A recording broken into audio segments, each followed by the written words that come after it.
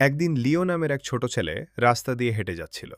রাস্তার কোণে সে একটি অসুস্থ সিংহ শাবককে পড়ে থাকতে দেখে।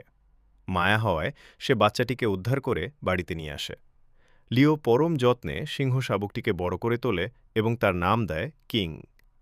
লিও আর কিং একসঙ্গে বড় হতে থাকে এবং তাদের মধ্যে অনেক গভীর বন্ধুত্ব তৈরি হয়। একদিন তারা দুজনে মিলে বনের গভীরে ঘুরতে যাওয়ার সিদ্ধান্ত নেয়। বনে ঢুকে তারা প্রকৃতির মনোরম দৃশ্য দেখে মুগ্ধ হয়। চারদিকে রঙিন প্রজাপতি, শান্ত হরিণ, চঞ্চল বানর, বিশাল হাতি আর খরগোশের আনাগোনা। বনের এই অপূর্ব রূপ উপভোগ করতে করতে লিও কিংয়ের পিঠে চড়ে পুরো বন ঘুরে দেখে। কিন্তু ফেরার পথে হঠাৎ তাদের সামনে এক বিশাল বাঘ চলে আসে। লিওকে বাঁচাতে কিং বীরের মতো বাঘের ওপর ঝাঁপিয়ে পড়ে।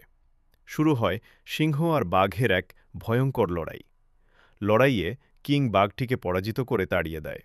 এভাবেই বিপদ কাটিয়ে লিও আর কিং নিরাপদে আবার ঘরে ফিরে আসে।